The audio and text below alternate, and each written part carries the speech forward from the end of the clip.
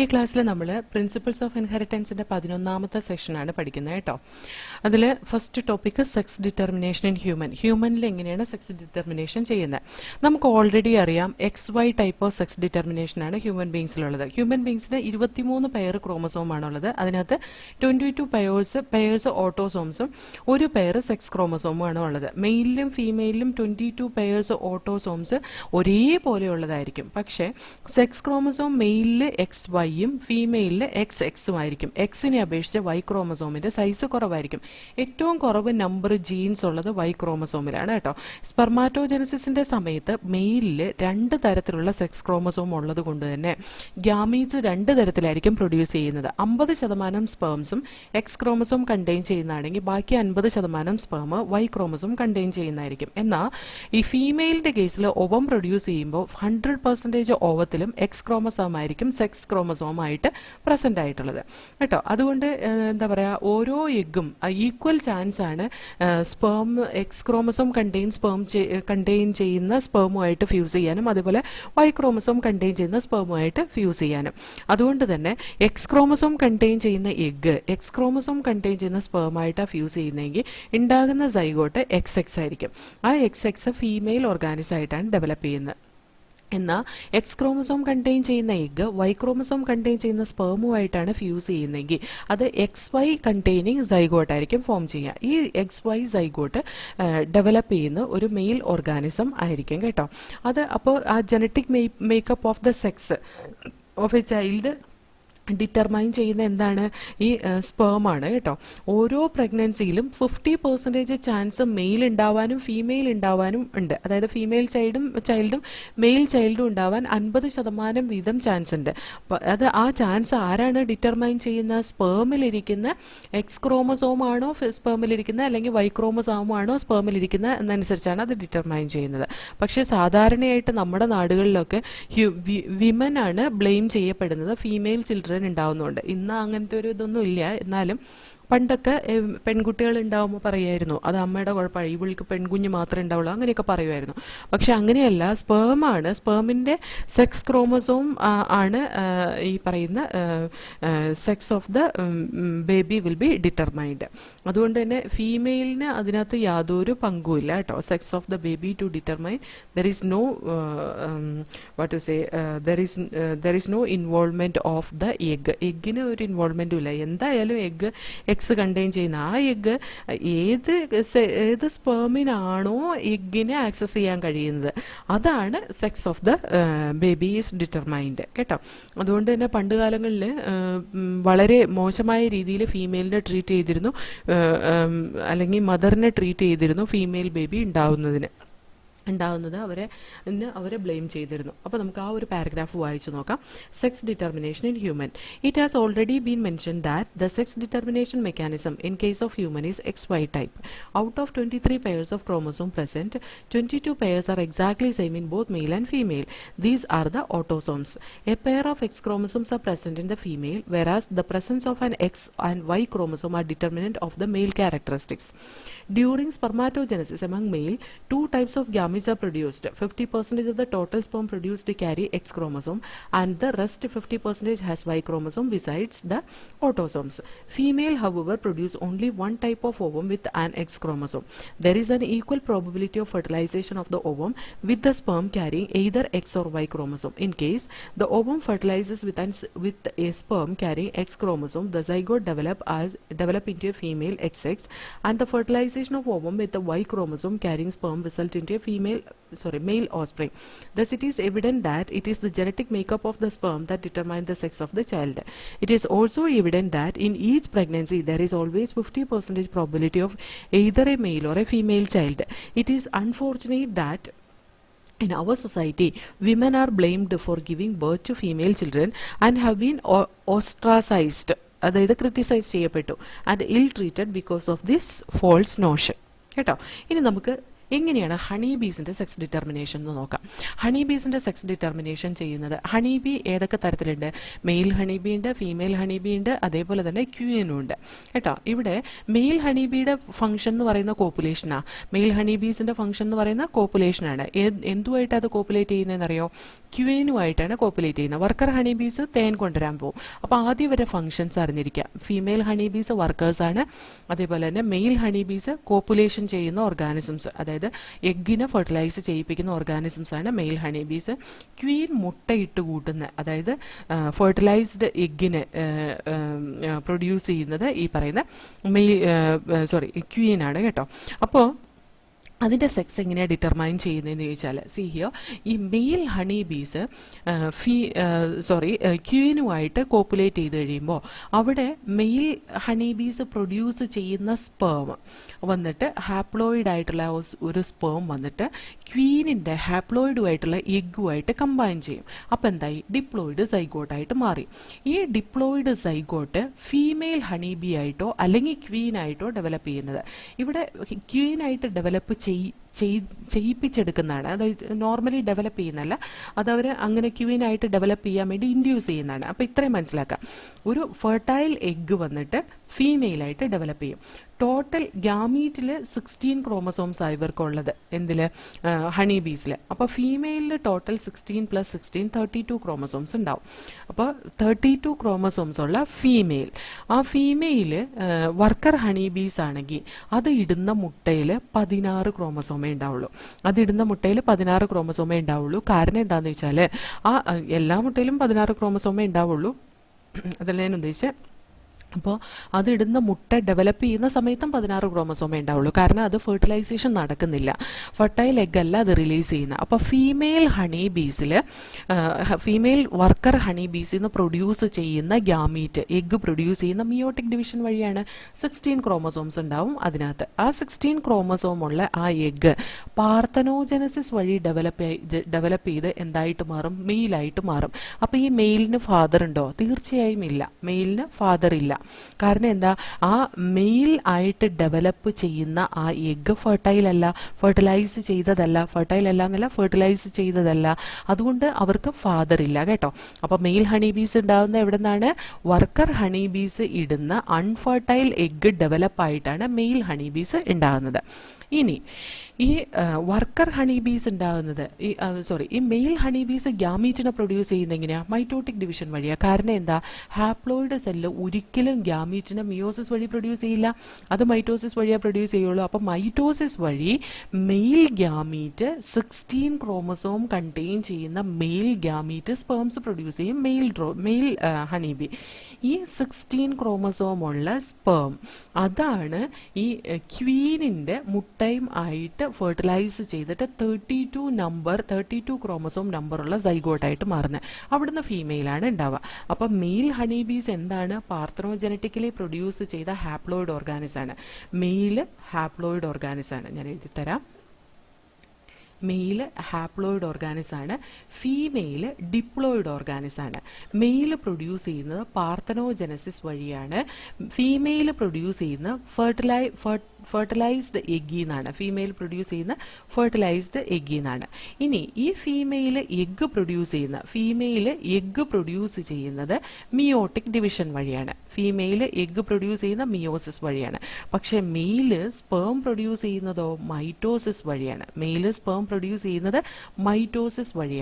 So here we can say ഈ fertilised egg ആണ് female ആയിട്ട് ഡെവലപ്പ് ചെയ്യുന്നത്. പാർത്തനോജനസിസ് വഴി അൺഫെർട്ടൈൽ എഗ് ആണ് മെയിലായിട്ട് ഡെവലപ്പ് ചെയ്യുന്നത്.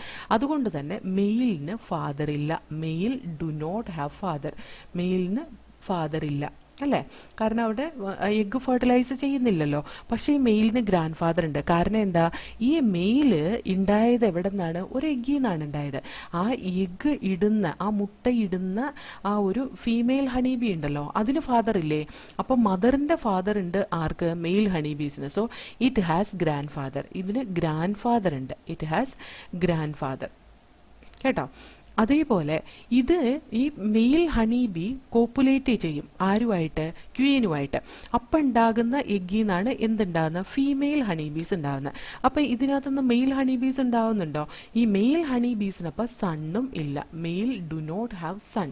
അവർക്ക് സണ്ണില്ല. പക്ഷെ അവർക്ക് എന്തുണ്ട്, അവർക്ക് ഒരു ഡോട്ടർ ഉണ്ടാവുന്നുണ്ട് അല്ലേ. ഡോട്ടർ ഉണ്ടാവാൻ കാരണം എന്താണ്, ഈ സ്പേമും അതേപോലെ ക്വീനിന്റെ ഓവം കൂടി ഫ്യൂസ് ചെയ്തിട്ടാ ഫീമെയിൽ ഹണി ബീസ് ഉണ്ടാവുന്നല്ലോ. അതുകൊണ്ട് അവർക്ക് ഡോട്ടർ ഉണ്ട്. ഈ ഡോട്ടറിൽ നിന്ന് വീണ്ടും എന്താ പ്രൊഡ്യൂസ് ചെയ്യുന്നത്, സണ്ണ് പ്രൊഡ്യൂസ് ചെയ്യും.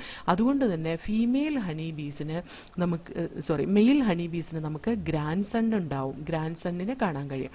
കാരണം അവരുടെ മോളുടെ മോനുണ്ടാവും അല്ലേ.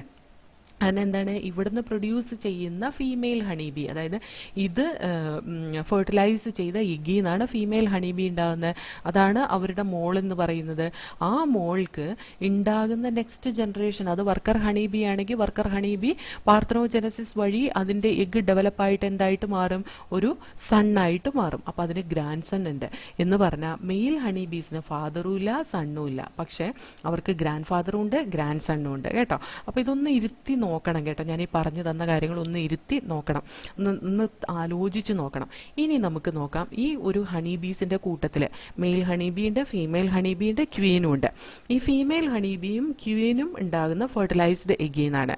ഫെർട്ടിലൈസ്ഡ് എഗ്ഗ് പ്രൊഡ്യൂസ് ചെയ്യുന്നത് ക്വീനാണ്. അപ്പോൾ അൺഫെർട്ടൈൽ ആയിട്ടുള്ള എഗ്ഗ് പ്രൊഡ്യൂസ് ചെയ്യുന്നത് ഫീമെയിൽ ഹണിബീസ്, വർക്കർ ഹണിബീസ് ആണ്. വർക്കർ ഹണിബീസിൽ നിന്ന് പാർത്തനോജനസിസ് വഴി അവരുടെ ഫെർട്ടൈൽ അല്ലാത്ത എഗ്ഗിൽ നിന്ന് നേരെ ഡെവലപ്പ് ചെയ്യുന്നതാണ് മെയിൽ ഹണി ബീസ് എന്ന് പറഞ്ഞു. ഇനി എങ്ങനെയാ നമ്മൾ ഈ ഫീമെയിൽ ഹണി ബീസും ക്വീനും ഒരേപോലെ ഡെവലപ്പ് ചെയ്യുന്നതല്ലേ, രണ്ടും ഫെർട്ടിലൈസ്ഡ് എഗ്ഗിൽ നിന്ന് പ്രൊഡ്യൂസ് ചെയ്യുന്ന. എങ്ങനെയാണ് ഫീമെയിൽ ഹണി ബീസ് കുറേ ഇപ്പോൾ ക്വീനായിട്ട് ഡെവലപ്പ് ചെയ്യുന്നത്? അത് ഡെവലപ്മെന്റിന്റെ സമയത്ത് വർക്കർ ഹണി ബീസ് എക്സ്ട്രാ ന്യൂട്രിയൻസ് ഒക്കെ കൊടുത്ത് ഇങ്ങനെ വളർത്തി വലുതാക്കി എടുക്കുന്നതാണ് അതിൻ്റെ ക്വീനിനെ കേട്ടോ. ആ ക്വീനാണ് കംപ്ലീറ്റ് കേജിനെ കൺട്രോൾ ചെയ്യുന്നത്. അതിൻ്റെ ആ ഒരു കൂട്ടത്തിനെ കൺട്രോൾ ചെയ്യുന്ന ആരാണ്, ക്വീനാണ്. അതുകൊണ്ട് തന്നെ റോയൽ ജെല്ലിയൊക്കെ വെച്ച് ട്രീറ്റ് ചെയ്ത് ആ റോയൽ ജെല്ലി ഒക്കെ ട്രീറ്റ് ചെയ്യുമ്പോൾ വളരെ ആ ക്വീനിൻ്റെ സൈസൊക്കെ സാധാരണ ഈച്ചേനേക്കൊക്കെ വലുതാവുകയും അതൊരു ക്വീനായിട്ട് ആക്ട് ചെയ്യുകയും ചെയ്യുന്നതാണ് കേട്ടോ. അപ്പോൾ ക്വീനെ ഡെവലപ്പ് ചെയ്യിപ്പിച്ചെടുക്കുന്നത് കൂടുതൽ നറിഷ്മെൻറ്റ് കൊടുത്തിട്ട് കേട്ടോ. അപ്പോൾ നമുക്ക് ഈ സെക്സ് ഡിറ്റർമിനേഷൻ ഇൻ ഹണി ബീസ് വളരെ ഇമ്പോർട്ടൻ്റ് ആണ്, ഒന്ന് വായിച്ചു നോക്കാം. Sex determination in honey Bs based on the number of sets of chromosome as an individual receives. An offspring formed from the union of a sperm and an egg develop as a female that may be queen or worker, and an unfertilized egg develop as a male drone. Male drone ന്നും പറയാം. By means of parthenogenesis. This means that the male have half the number of chromosomes than that of female. The female are diploid having 32 chromosomes and male are haploid, that is having 16 chromosomes. This is called as haplodiploid sex determination system and has special characteristic features such as the male produce sperm by mitosis. ഇവിടെ haplodiploid എന്ന് പറയാനുള്ള കാരണം ആ ഒരു കൂട്ടത്തിൽ തന്നെ haploid ഓർഗാനിസവും diploid ഓർഗാനിസവും ഉള്ളത് കൊണ്ടാണ് കേട്ടോ. They do not have father and thus cannot have son. അവർക്ക് ഫാദറും ഇല്ല, അതേപോലെ തന്നെ അവർക്ക് സണ്ണും ഇല്ല. But have grandfather and grandson. How is the sex determination mechanism different in the birds? ബേർഡ്സിൻ്റെ കേസിൽ നമ്മൾ പറഞ്ഞില്ലേ ഫീമെയിൽ ഹെട്രോഗ്യാമിറ്റിയാണ്, ZW കണ്ടീഷനാണ്. ചിക്സിൻ്റെ കേസിലൊക്കെ sperm or egg is responsible for the sex of the chicks. എഗ്ഗാണ് ചിക്കിൻ്റെ സെക്സ് ഡിറ്റർമൈൻ ചെയ്യുന്നത് കേട്ടോ. അപ്പോൾ ഇത്രയാണ് സെക്സ് ഡിറ്റർമിനേഷൻ ഇൻ ഹണി ബീസിലുള്ളത്. ഇനി നമുക്ക് പഠിക്കാനുള്ളത് മ്യൂട്ടേഷനാണ്. DNA സീക്വൻസിൽ വരുന്ന ഓൾട്ടറേഷനെയാണ് നമ്മൾ മ്യൂട്ടേഷൻ എന്ന് പറയുന്നത് കേട്ടോ. മ്യൂട്ടേഷൻ എന്ന് പറയുന്ന ആ ടേം ആദ്യമായിട്ട് കോയിൻ ചെയ്ത ഹ്യൂഗോ ഡെവ്രിസ് എന്ന് പറയുന്ന സയൻറ്റിസ്റ്റ് ആണ്. മ്യൂട്ടേഷൻ എന്ന് പറയുന്നത് ആ DNA വരുന്ന വ്യത്യാസത്തിന് മ്യൂട്ടേഷൻ എന്ന ഒരു പേര് യൂസ് ചെയ്തത് ഹ്യൂഗോ ഡെവ്രിസ് എന്ന് പറയുന്ന സയൻറ്റിസ്റ്റ് ആണ് കേട്ടോ. അതേപോലെ ഈ മ്യൂട്ടേഷൻ എന്തെങ്കിലും ഒരു ജീനിൽ വന്നു കഴിഞ്ഞ് കഴിഞ്ഞിട്ടുണ്ടെങ്കിൽ അതിൻ്റെ ജീനോടൈപ്പിലും ഫീനോടൈപ്പിലും വ്യത്യാസം ഉണ്ടാകും. അതായത് അതിൻ്റെ ജനറ്റിക് കോമ്പോസിഷനിലും അതുപോലെ തന്നെ ഫീനോടൈപ്പിക് എക്സ്പ്രഷൻ, മോർഫോളജിക്കൽ എക്സ്പ്രഷൻ അല്ലെങ്കിൽ അതിൻ്റെ ക്യാരക്ടറിലും വ്യത്യാസം ഉണ്ടാകും. ഈ റീകോമ്പിനേഷൻ നടക്കുമ്പോൾ വേരിയേഷൻ ഉണ്ടാവുമെന്ന് നമ്മൾ പറഞ്ഞില്ലേ, അതേപോലെ തന്നെ മ്യൂട്ടേഷനും വേറൊരു കാരണമാണ് വേരിയേഷൻ ഉണ്ടാവാൻ, DNA വേരിയേഷൻ ഉണ്ടാവാൻ വേറൊരു കാരണമാണ് മ്യൂട്ടേഷൻ എന്ന് പറയുന്നത്. നമ്മൾ ചാപ്റ്റർ 6 ഈ പറയുന്ന മ്യൂട്ടേഷനെ കുറിച്ചിട്ട് കുറച്ചും കൂടെ പഠിക്കും. നമുക്കറിയാം ഡി എൻ എ എന്ന് പറയുന്നത് ഡബിൾ ഹെലിക്കൽ സ്ട്രക്ചറാണ്. അത് ഒരറ്റം മുതൽ മറ്റേ അറ്റം വരെ, ക്രോമാറ്റിഡിന്റെ ഒരറ്റം മുതൽ മറ്റേ അറ്റം വരെ കണ്ടിന്യൂസ് ആയിട്ട് റൺ ചെയ്യുന്ന ഒരു ഹെലിക്കൽ സ്ട്രക്ചറാണ് ഡി എൻ എ എന്ന് പറയുന്നത്. ആ D N A super coiled ഫോമിലാണ് നമ്മുടെ ബോഡിയിൽ കാണുന്നത് കേട്ടോ. അപ്പോൾ അതിനകത്ത് എന്തെങ്കിലും ഇപ്പോൾ ആ ഡി എൻ എയിൽ എന്തെങ്കിലും ഒരു ന്യൂക്ലിയോടൈഡിന്റെ ലോസോ അല്ലെങ്കിൽ ഗെയിനോ ഒക്കെ ഉണ്ടായി, അല്ലെങ്കിൽ ഡ്യൂപ്ലിക്കേഷനൊക്കെ ഉണ്ടായി കഴിഞ്ഞാൽ, ഒരു സെഗ്മെന്റിന്റെ ഡ്യൂപ്ലിക്കേഷനൊക്കെ ഉണ്ടായി കഴിഞ്ഞ് കഴിഞ്ഞാൽ ആ ക്രോമസോമിന്റെ സ്ട്രക്ചറിൽ തന്നെ വ്യത്യാസം ഉണ്ടാവും. ഓക്കെ അതെന്താന്ന് വെച്ചിട്ടുണ്ടെങ്കിൽ ആ ക്രോമസോമിന്റെ സ്ട്രക്ചറിൽ വ്യത്യാസം ഉണ്ടാവാൻ കാരണം എന്താ വെച്ചിട്ടുണ്ടെങ്കിൽ ക്രോമസോമൊക്കെ ഒരു പർട്ടിക്കുലർ പാറ്റേണിൽ കാണുന്നതാണ്. അത് എന്താണ്, ഒരു ക്രോമാറ്റിൻ ത്രെഡിൽ ഒരു പർട്ടിക്കുലർ പാറ്റേണിൽ കാണുന്നത്. അപ്പോൾ അതിനകത്ത് ആ ഒരു പർട്ടിക്കുലർ അറേഞ്ച്മെന്റ് വരുന്നത് ആ ന്യൂക്ലിയോടൈഡ് സീക്വൻസിൽ ഉണ്ടാകുന്ന സീക്വൻസിന്റെ തമ്മിലുള്ള ഒരു ഇന്ററാക്ഷൻ കൊണ്ടൊക്കെയാണ് ആ പർട്ടിക്കുലർ അറേഞ്ച്മെന്റ് വരുന്നത്. അപ്പോൾ അതിനകത്ത് സീക്വൻസിൽ എന്തെങ്കിലും വ്യത്യാസം വന്നു കഴിഞ്ഞ് കഴിഞ്ഞാൽ തീർച്ചയായിട്ടും അതിന്റെ അറേഞ്ച്മെന്റും അലൈൻമെന്റും ഒക്കെ തെറ്റിപ്പോകും കേട്ടോ. ആ ക്രോമസോമിൽ തന്നെ ഓൾട്ടറേഷൻ ഉണ്ടാവും. ക്രോമസോമിൽ എന്തെങ്കിലും ഓൾട്ടറേഷൻ ഉണ്ടായാൽ നമുക്കറിയാലോ, ജീനൊക്കെ ലൊക്കേറ്റ് ചെയ്യുന്ന ക്രോമസോമിലാണ്. ആ ക്രോമസോമിന്റെ ഓൾട്ടറേഷൻ ജീനിലെ അബ്നോർമാലിറ്റീസിനും അല്ലെങ്കിൽ അബറേഷൻസിനും ഒക്കെ കാരണമാവും. ജീൻ അബ്നോർമാലിറ്റി അബറേഷൻ ഉണ്ടായി കഴിഞ്ഞ് കഴിഞ്ഞാൽ എന്താണ് പറ്റുക, ഫീനോടൈപ്പിലും ജീനോടൈപ്പിലും ഒക്കെ അതിൻ്റെതായ അബ്നോർമാലിറ്റീസ് ഉണ്ടാവും. അങ്ങനെ ഉണ്ടാകുന്ന ഒരു അബ്നോർമാലിറ്റിയുടെ ഫലമായിട്ടാണ് ക്യാൻസർ സെൽസ് ഉണ്ടാകുന്നത്. അതായത് ഓരോ സെല്ലിനും ഡിവിഷൻ കപ്പാസിറ്റി ഉണ്ട്. ആ സെല്ല് ഡിവൈഡ് ചെയ്യുന്നത് വേണ്ടപ്പോഴാണ് ഡിവൈഡ് ചെയ്യുന്നത്, വേണ്ടാത്തപ്പോൾ അത് ഡിവൈഡ് ചെയ്യേണ്ട ആവശ്യമില്ല. അതുകൊണ്ട് തന്നെ ആ സെൽ ഡിവിഷനെ റെഗുലേറ്റ് ചെയ്യാൻ വേണ്ടിയിട്ട് ഒരു സീക്വൻസ് ഉണ്ട്. സെല്ലിന്റെ ഡിവിഷനെ റെഗുലേറ്റ് ചെയ്യാൻ വേണ്ടിയിട്ട് ഡി എൻ എ സീക്വൻസ് ഉണ്ട്. ആ ഡി എൻ എ സീക്വൻസിൽ എന്തെങ്കിലും ഒരു പ്രശ്നം പറ്റിക്കഴിഞ്ഞ് കഴിഞ്ഞാൽ ആ സെൽ ഡിവിഷൻ റെഗുലേറ്റ് ചെയ്യപ്പെടുന്ന ആ പ്രോസസ്സ് അവിടെ നിന്ന് പോകും. എന്ന് പറഞ്ഞാൽ ചുമ്മാ ഇങ്ങനെ ഇരുന്ന് അത് ഡിവൈഡ് ചെയ്തുകൊണ്ടിരിക്കും.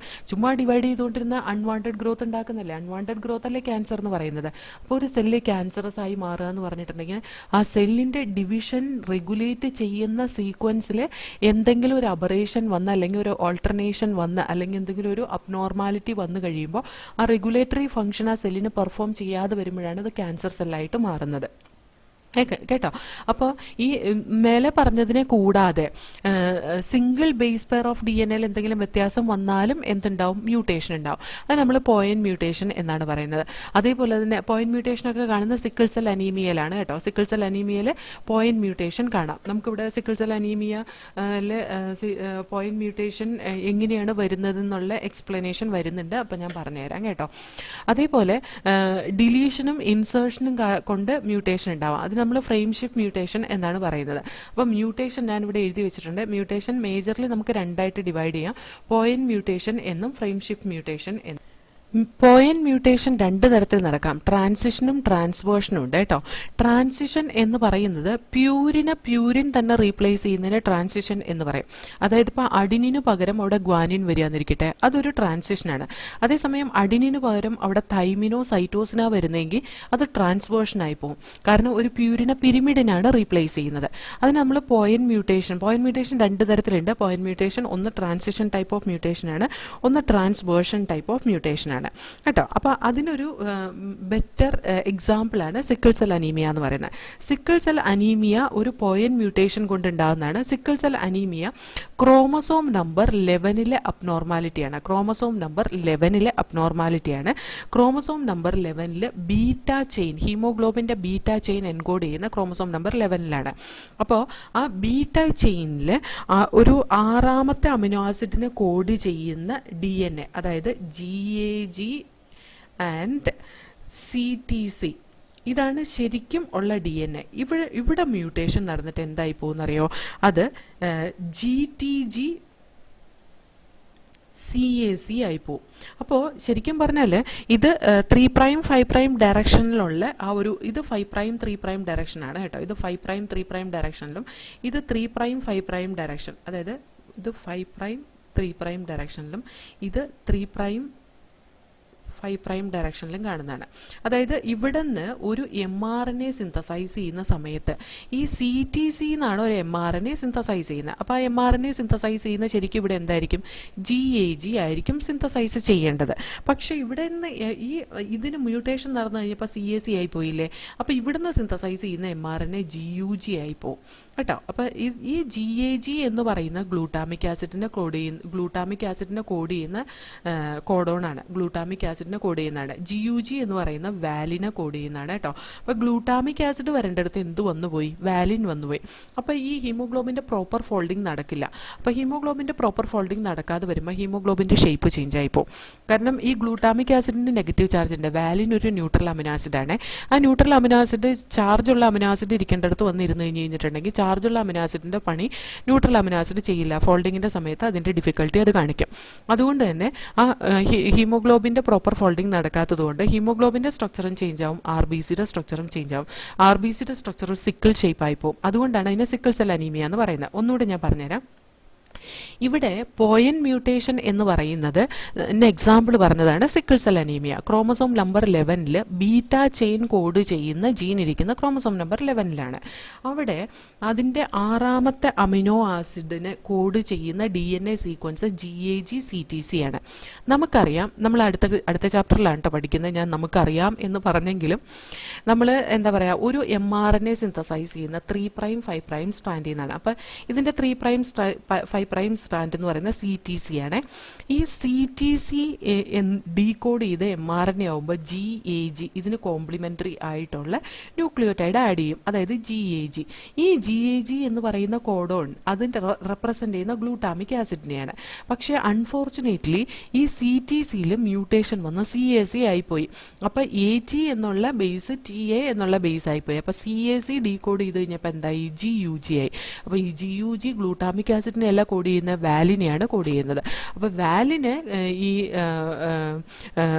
കോഡ് ചെയ്യുന്ന GUG എന്ന കോഡോൺ ഇവിടെ വന്നപ്പോൾ വാലിൻ ഒരു ന്യൂട്രൽ അമിനോ ആസിഡാണ്, ഗ്ലൂട്ടാമിക് ആസിഡോ അസിഡിക് അമിനോ ആസിഡാണ്, അല്ലെങ്കിൽ നെഗറ്റീവ്ലി ചാർജ്ഡ് അമിനോ ആസിഡാണ്.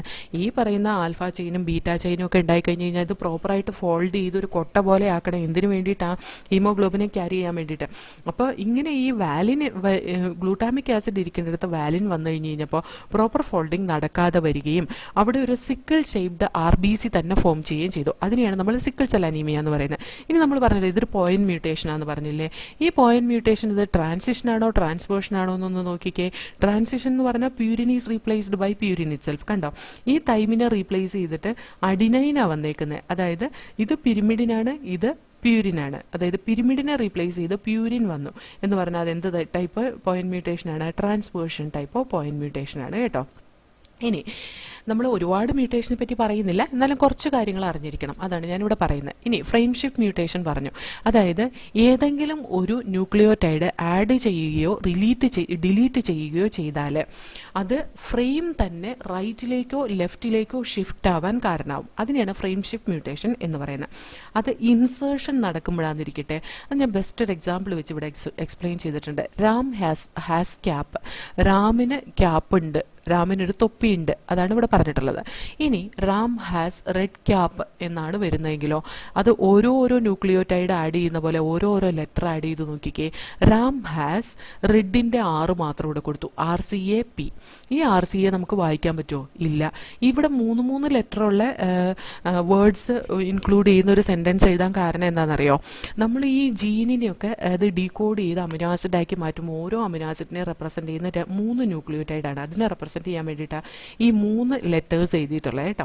അപ്പോൾ റാം ഹാസ് ക്യാപ്പിനൊരു മീനിങ് ഉണ്ട്, റാം ഹാസ് RCAPക്ക് ഒരു മീനിങ്ങും ഇല്ല എന്ന് പറഞ്ഞിട്ടുണ്ടെങ്കിൽ ഈ ക്യാപ്പിൻ്റെ P റൈറ്റിലേക്ക് ഷിഫ്റ്റ് ആയിപ്പോയി, ഫ്രെയിം ഷിഫ്റ്റ് ആയിപ്പോയി റൈറ്റിലേക്ക്. സെക്കൻഡ് വൺ നോക്കിയേ, റാം ഹാസ് RECAP, അതായത് എയും അടുത്ത ഇതിനകത്തേക്ക് അടുത്ത കോഡോണിലേക്ക് ഷിഫ്റ്റ് ആയിപ്പോയി, REC ഒരു മീനിങ്ങും ഇല്ല.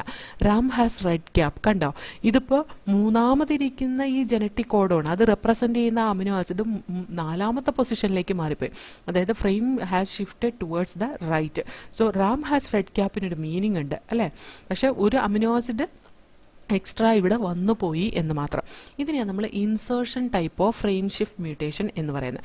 ഫ്രെയിം ഇവിടെ റൈറ്റിലേക്കാണ് ഷിഫ്റ്റ് ആയത്. ഇനി ഡിലീഷൻ നടന്നാൽ നമുക്ക് ഇവിടെ ഒരു സെൻറ്റൻസ് ഞാൻ എഴുതി വെച്ചിട്ടുണ്ട്, റാം ഹാസ് റെഡ് ക്യാപ്പ്. ഇനി ഇത് ഓരോന്ന് ഡിലീറ്റ് ആയി പോവുക. റാം ഹാസ് EDCAP, 6 പോയി, ഡിലീറ്റ് ആയിപ്പോയി. അപ്പോൾ EDCAP എന്ന് പറയുമ്പോഴത്തേക്കും ഒരു മീനിങ്ങും ഇല്ല. പക്ഷേ ഈ 2 അമിനോ ആസിഡ് കറക്റ്റാണ്, പക്ഷേ ഈ ഫ്രെയിം എങ്ങോട്ട് ഷിഫ്റ്റായി? ലെഫ്റ്റിലേക്ക് ഷിഫ്റ്റായി. അതേപോലെ റാം ഹാസ് RE ഡിയും പോയി DCAP.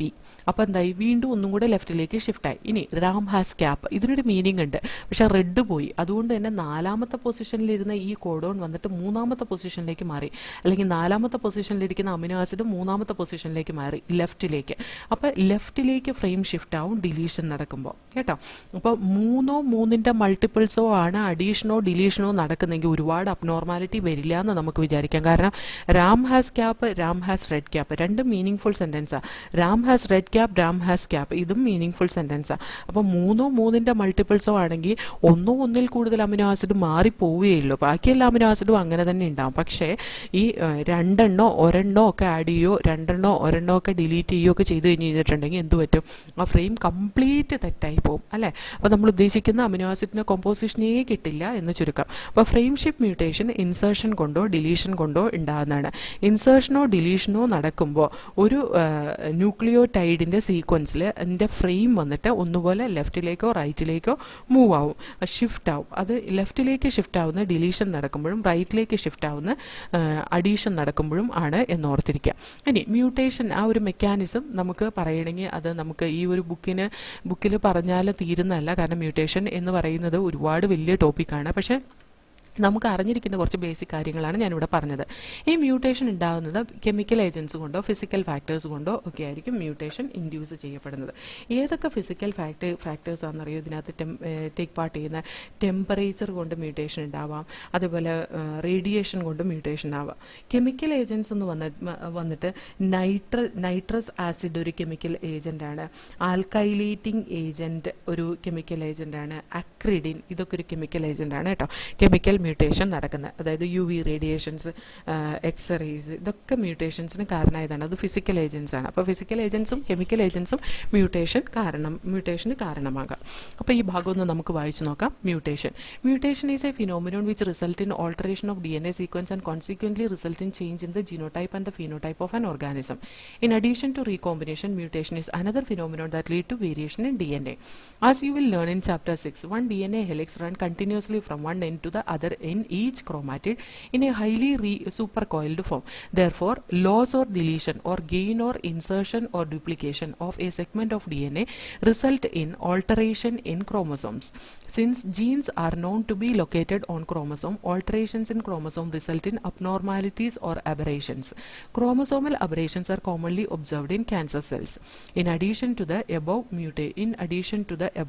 mutation also arises due to change in a single base pair of DNA. This is known as point mutation. A classical example of such mutation is sickle cell anemia. Deletion and insertion of base pair of DNA causes frame shift mutations. The mechanism of mutation is beyond the scope of this discussion at this level. However, there are many chemical and physical factors that induce mutation. These are referred to as mutagens. Mutation ഉണ്ടാക്കുന്ന ഏജൻസിനെ നമുക്ക് mutagens എന്ന് വിളിക്കാം. അതേപോലെ തന്നെ mutation നടക്കുന്ന ഒരു basic യൂണിറ്റിനെ നമ്മൾ മ്യൂട്ടൺ എന്ന് റെപ്രസെൻ്റ് ചെയ്യാം. MUTON മ്യൂട്ടോൺ എന്ന് പറയാം കേട്ടോ. UV radiation can cos mutation in organisms. It is A മ്യൂട്ടാജൻ. Okay, അപ്പോൾ നമുക്ക് ഈ സെഷനിൽ ഇത്രയും മതി. ഇനി നമുക്ക് പഠിക്കാനുള്ളത് ജനറ്റിക് ഡിസോർഡേഴ്സ്, എങ്ങനെ ജനറ്റിക് ഡിസോർഡേഴ്സ് ഹ്യൂമൻ ബീങ്സിൽ കണ്ടുപിടിക്കാം, എങ്ങനെ നമുക്കത് അനലൈസ് ചെയ്യാം എന്നുള്ളതാണ് നെക്സ്റ്റ് സെഷനിൽ പഠിക്കേണ്ടത് കേട്ടോ.